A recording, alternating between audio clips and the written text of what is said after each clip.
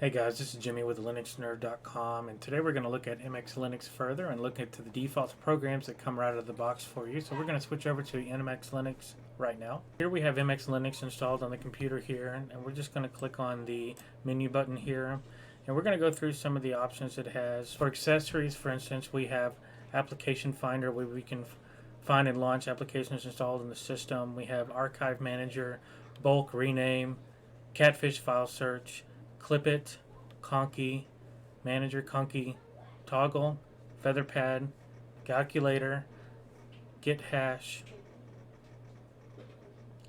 iDevice Mounter, Light DM, GTK Greeter Settings, Lucky Backup, Midnight Commander, MX Updater, Notes, Onboard Settings,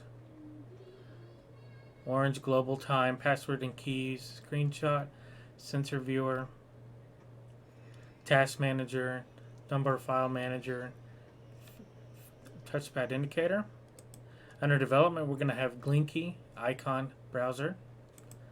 Games is LibBreakout 2, Mahjong, Peggy, Dwellfu.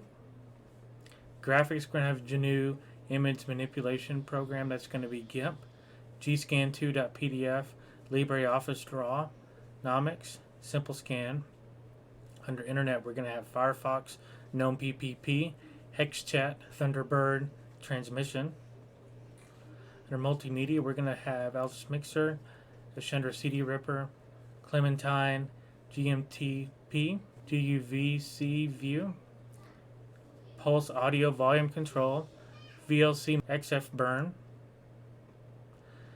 Under MX Tools, you can see some of the options here: Bash Configs, Charoot, Rescue Scan, CLI API Based Package Manager, Format USB, iDevice Manager, Live USB Kernel Updater, MX Boot Options, MX Boot Repair, MX Cleanup, MX Codec Installer. Under Office, we're going to have eBook Reader, LibreOffice Base, LibreOffice, LibreCalc, LibreDraw, LibreOffice Impress, LibreOffice Math, LibreOffice Writer, Orange Calendar, Orange Global Time, PDF Arranger, GPDV View.